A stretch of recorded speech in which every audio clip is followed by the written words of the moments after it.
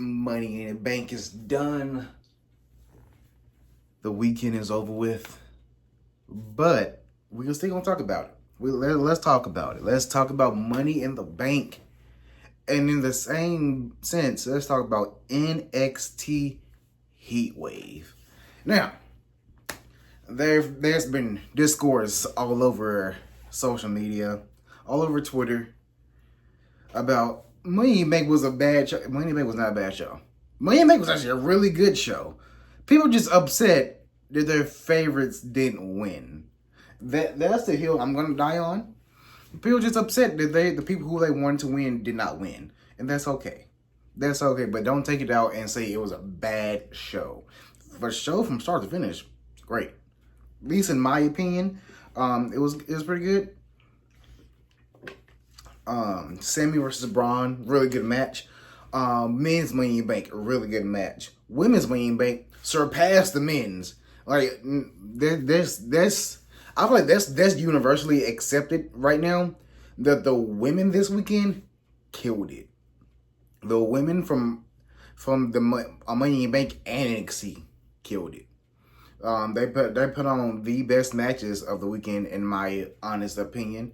And you know what? Wouldn't change it.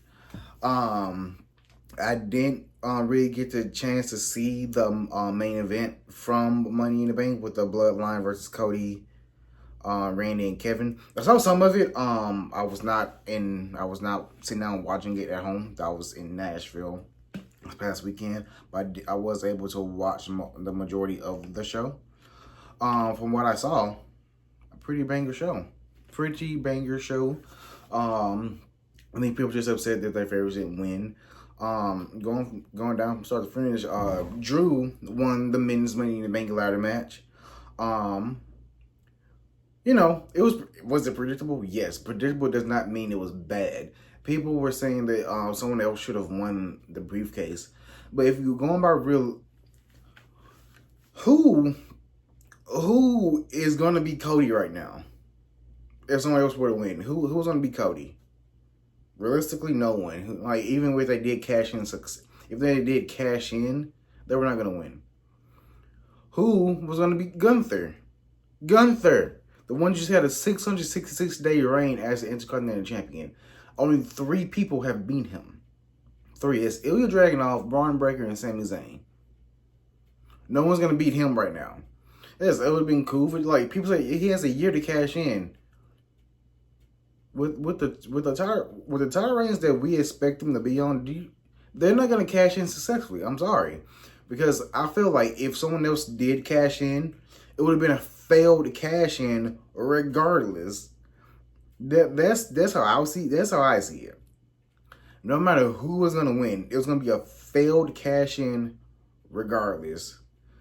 I think this cash in made the most sense for storyline progression, and also you get Seth back into the mix with CM Punk. Because not only did CM Punk screw over Drew McIntyre, he also screwed over Seth Rollins. Seth Rollins cannot challenge for that title for as long as Damian is champion. Obviously, I feel like Gunther's gonna beat Damian at SummerSlam, but let's take a look at this. If Damian beats Gunther, or even if he doesn't beat Gunther, let's say Damian retains by like disqualification or something, or like just any screwy finish, Seth still can't challenge him. I don't think that's gonna happen. Let's just say it does happen. Seth still cannot challenge for that title. That's all because of CM Punk. It took Corey Graves to hold Seth back. It took Wade Barrett to hold Drew back. Drew is now suspended because he elbowed Adam Pearce in the mouth. I mean, you should have did your damn job. I mean, but I feel like Drew winning and filling his cash in made the most sense storyline wise. Like, yeah, people are going to have to sit down for the ride. Triple H does long-term booking, which people have been asking for, but now that they're getting it, some people still complain about it. Like, yes, yeah, you have to sit down and watch the ride as you go. That's one thing. But like, yeah, some booking decisions are kind of wild. Like, I would have Braun Breaker beat Sami Zayn. Sami Zayn did beat Braun Breaker clean as a whistle. Like, I would have Braun Breaker win that, but at the same time, even though he didn't win, it doesn't really damage Braun Breaker at all. He's still going to be presented as this badass who just went up against Sami Zayn, the most recent person to beat Gunther 3 months ago at WrestleMania. Sami's the most recent person to beat Gunther. And people keep saying, like, call him Sami Hulk. Shut up. Shut up.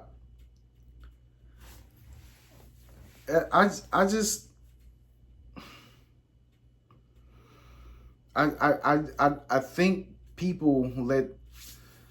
It's one thing to be emotional about wrestling. Like, that's what people gonna be emotional about wrestling. But I think it's another thing. I think it's another thing to let that dictate your opinion about it, whether it was good or bad. Yeah, it wasn't bad at all. Like, people talk about Sami, I was talking about he's an underdog because he is. Because people keep acting like he is. Because people said Braun should have squashed Sami. I mean, Braun should have squashed Sami. That was hard for me to say for a second. Which makes Sami the underdog. I'm like, what are y'all not understanding about that? Y'all still don't believe in Sami, even though he is the champion. That's why he keeps saying he's the underdog, because he's been presented like that by the fans. Like, yes, I believe in Sami Zayn. I don't know if a lot of other people do. But that's fast forward. I'm going to keep going. Braun versus Sami was a fantastic match. Me and Money in the Bank was a fantastic match.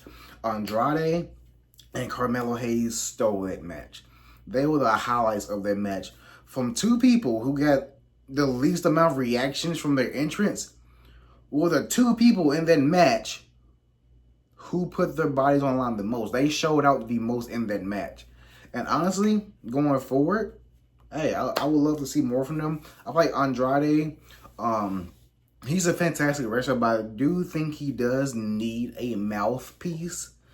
I think maybe because his accent is just super thick, and it is sometimes it is difficult to hear what he says. But for the most part, his English is fine. I feel like his accent is just super thick, where sometimes it is hard to listen to. LA Knight, I think he's gonna be fine. He's in his feud with Logan Paul, so he's good. Who else? Chad Gable, he did his thing in the match too, but he has his own thing going on. So I feel like them not winning the briefcase is fine. Go along to I already talked about Sami versus Braun, great match. Go watch it. I would have had a different winner, but still great match.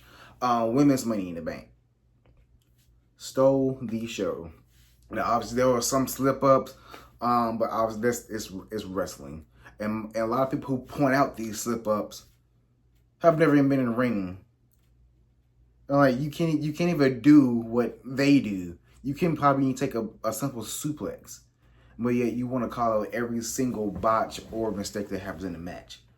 Calm down, watch the show, and like stop complaining about botches. They happen.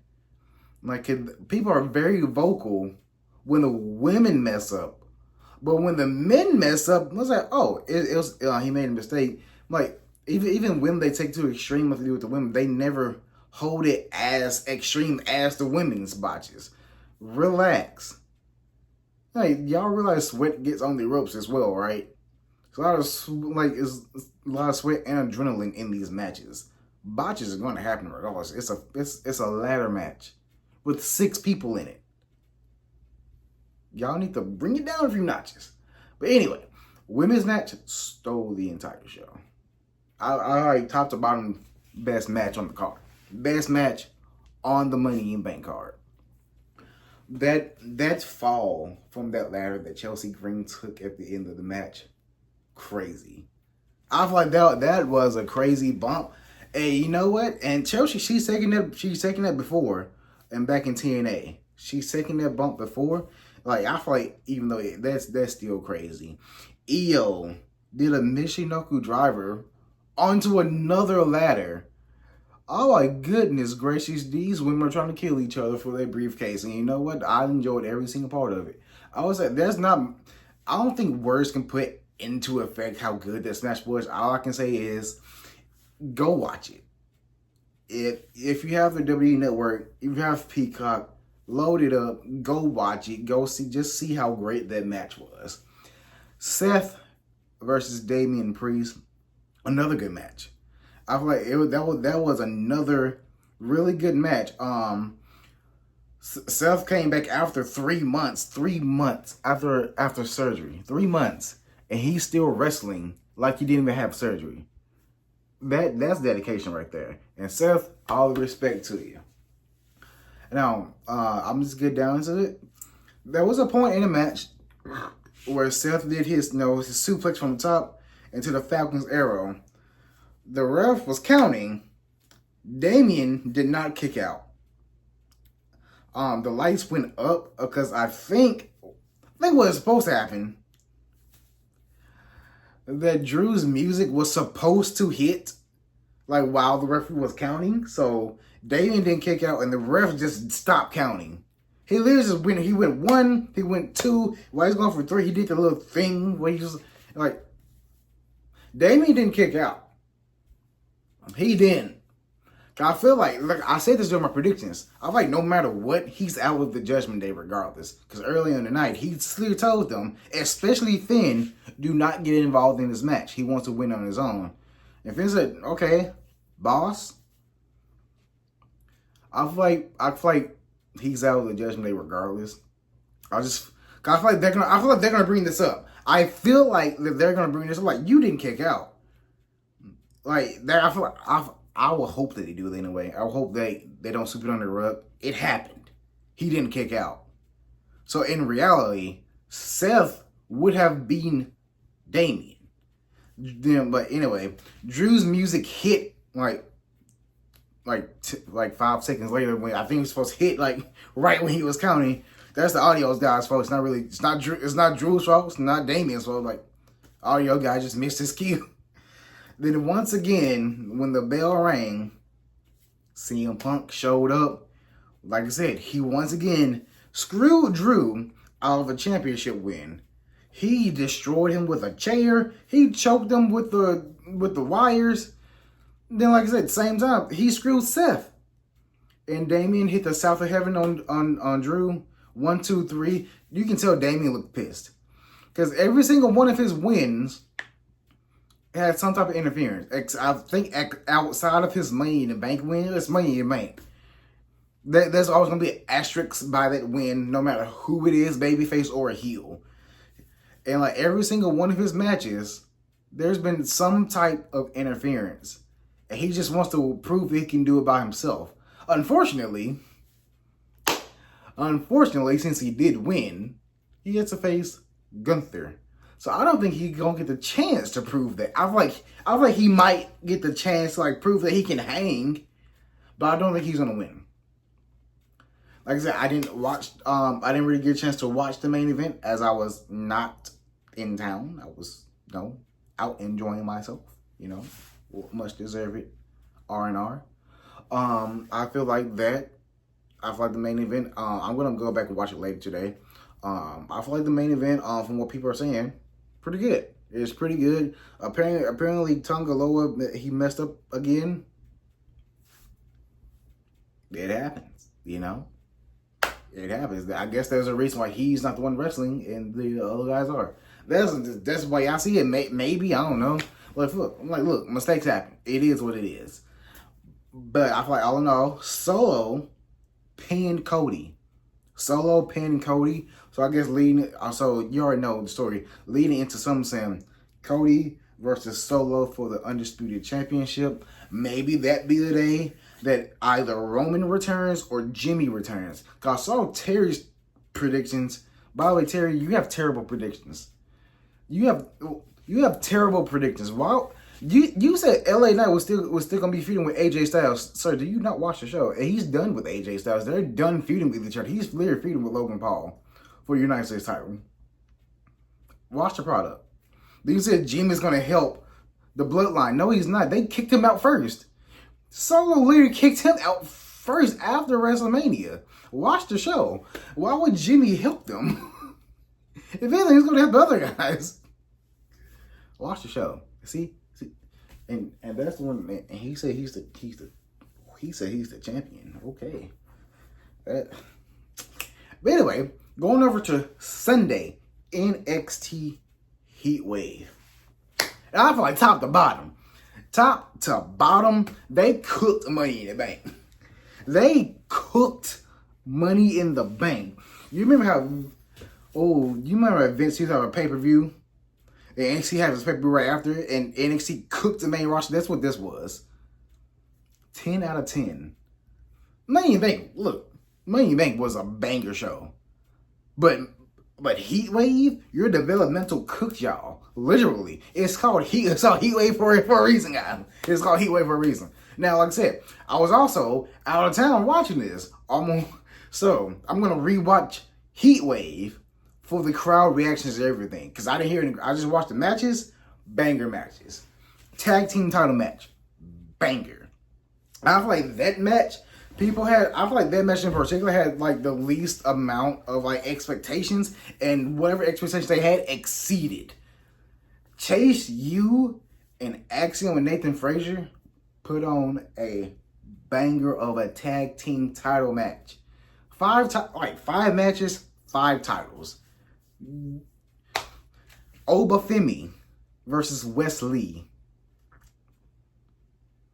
Get that Obafemi is a main event waiting to happen. He's a main event ready to. He's ready. He's ready. He's probably an NXT main event, but he's gonna get to that main roster main event scene. Get him the world title within the next 4 years. Give him 4 years, get to the main roster. Finish NXT a couple of years, go to the main roster. Put that title on him because he got that Big E special. The Big E special. If you know, you know. If you don't know, look it up. And then Wes Lee, the stuff that Wes Lee is able to do in a ring, he can get you emotionally invested in that match within the first 10 minutes. Within the first 10 minutes, Wes Lee, he can put on an emotional performance like no other. Then on top of it, his ability in the ring by itself can captivate anybody. This is a man who can wrestle a tag team or a singles match. He can do whatever you need him to do. He had the same stipulation Seth had, that if he lost, he can not challenge for the North American Championship. And honestly, who's beating Obafemi right now? Because I feel like Wesley had the best chance. Wesley had the best chance singles. Ooh, I don't know. I don't know who's gonna beat him. I don't know. I feel like we're leaning towards Josh Briggs possibly versus Obafemi. Another big meaty man bumping meat. I know what I said. I ain't ashamed of it. I feel like either Wesley, I feel like one or two things are gonna happen. If he goes to the main event scene, or he goes to the main roster. That's what I see for Wesley.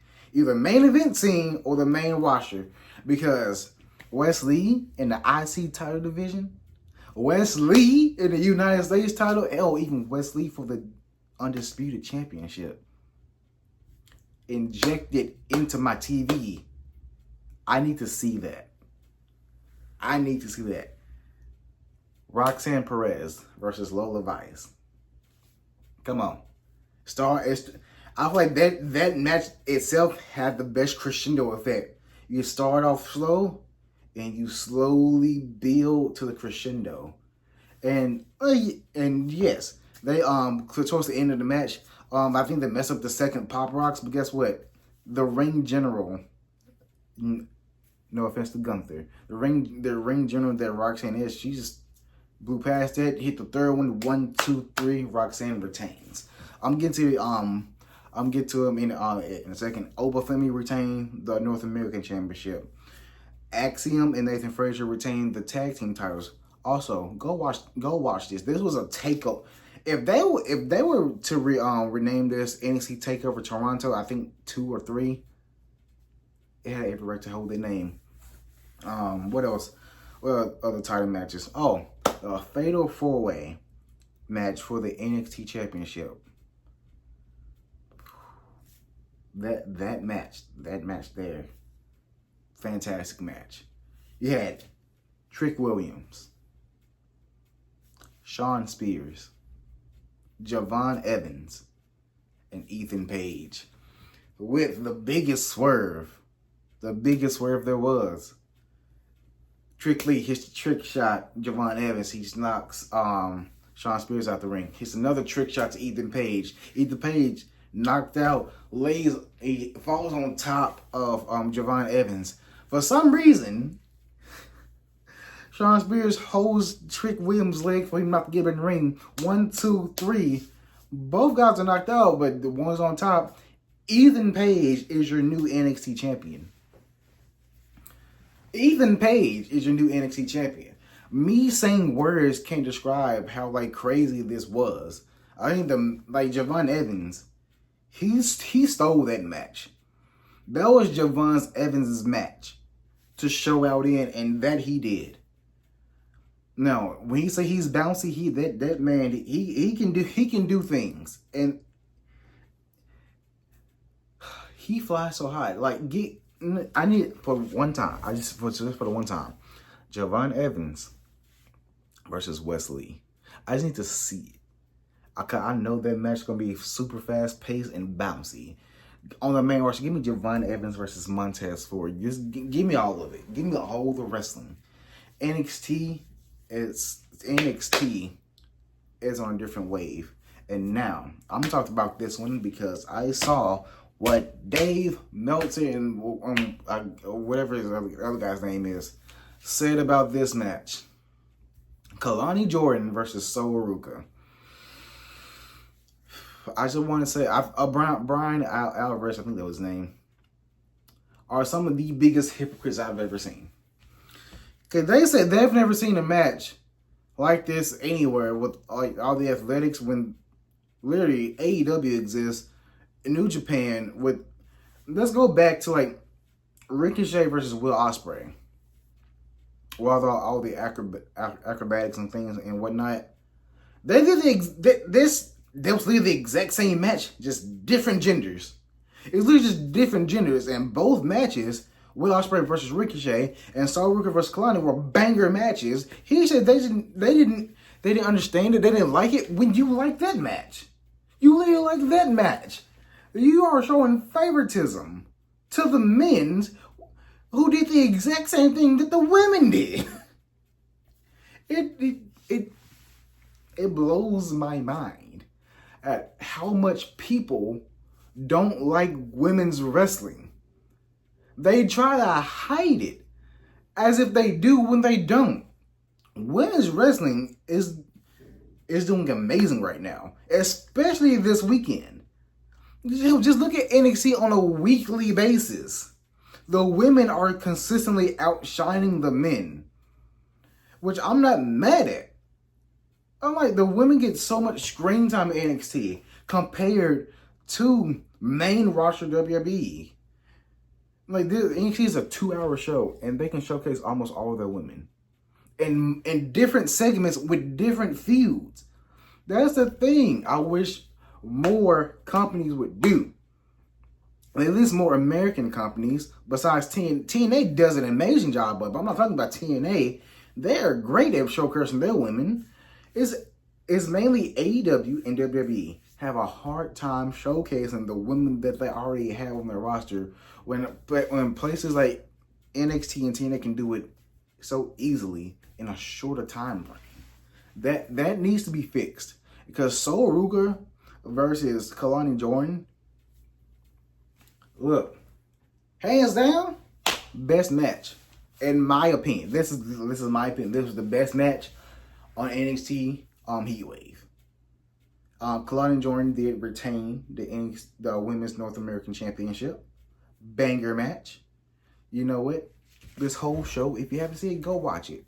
I think this match was in the middle of the card. I think it was the third or fourth match on the card. I think it was the third match.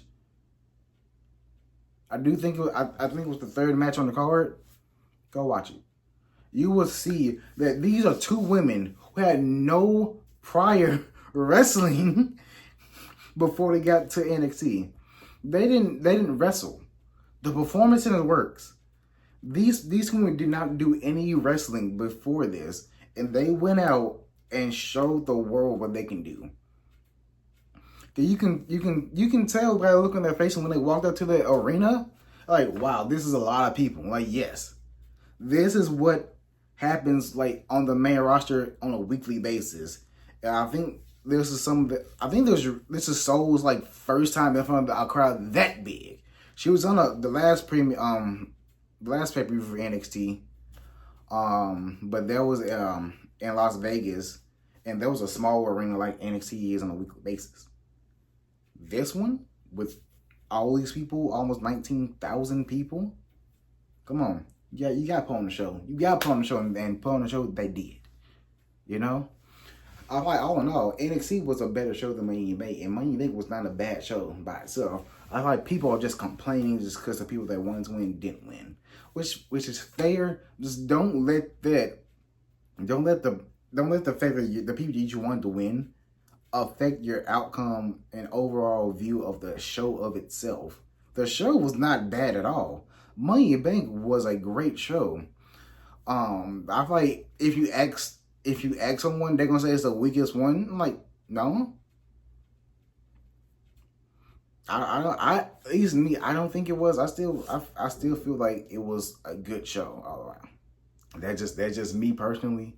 NXT was the better show of the weekend. And then at the end of NXT, the white screen, you say his name and he appears, Joe Hendry. Joe Hendry. Come on.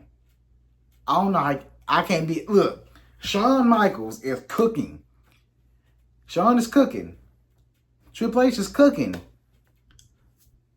Wrestling is great right now, especially WWE right now. WWE's on a big boom, biggest ticket in town. And also, I didn't forget. I think I want to save it to the end.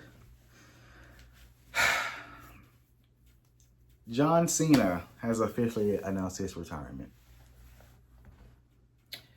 John Cena announced his retirement, and I grew up watching this man. I grew up watching John Cena. That's point in time I didn't like John Cena. I hated that man. I from wrestling standpoint, I'm pretty sure he's a great person. From a wrestling standpoint, I was one of those people who didn't like John Cena. It took me a minute to appreciate what John Cena did in his career.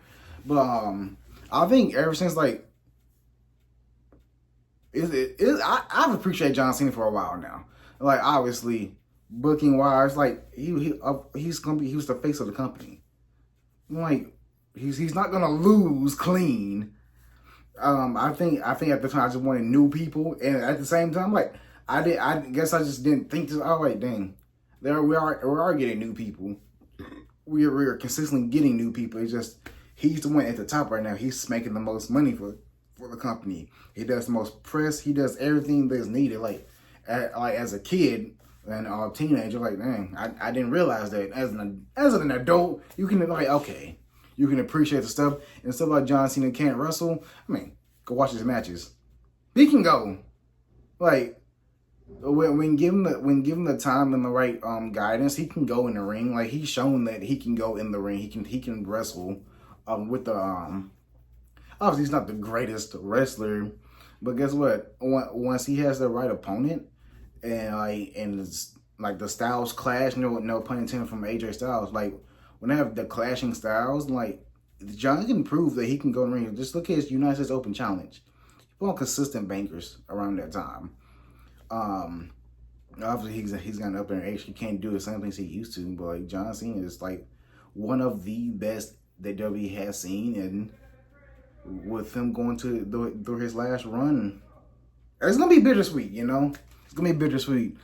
But I feel like with this last run for John Cena, like he said this is going to be his last Royal Rumble, his last Elimination Chamber, his last match at WrestleMania. Look, I think he's still going to be wrestling after a WrestleMania. I think he's going to be wrestling throughout the year. I would say thank you, John, for all the memories you given everybody. Even people who don't watch wrestling still do the "you can't see me." Like people who don't watch wrestling know who John Cena is. They know the theme music, the prank phone call. Everyone knows the prank phone call. John Cena meme. Everyone knows about that. The movies he's in. Like John Cena has done a lot for wrestlers. He's done a lot for wrestling in general. He's got more eyes on wrestling. He's got more eyes. He's got more opportunity for wrestlers outside of wrestling with acting and other things like that. So has The Rock. I just feel like this last run it's gonna be a good one, hopefully. But I do feel like it's gonna be a good one. Look, if John Cena can win his 17th world title, I ain't gonna be mad at it. I ain't gonna be mad at it. John won last world title. Who knows? Maybe John with the Intercontinental Championship. Who knows? That's the only time he hasn't won. Who knows where this last John Cena run is going to be? But I just want to say, to end this video, thank you, John Cena, for all the memories. And I will see you guys in the next one. Say his name and he appears. I believe in Joe Hendry.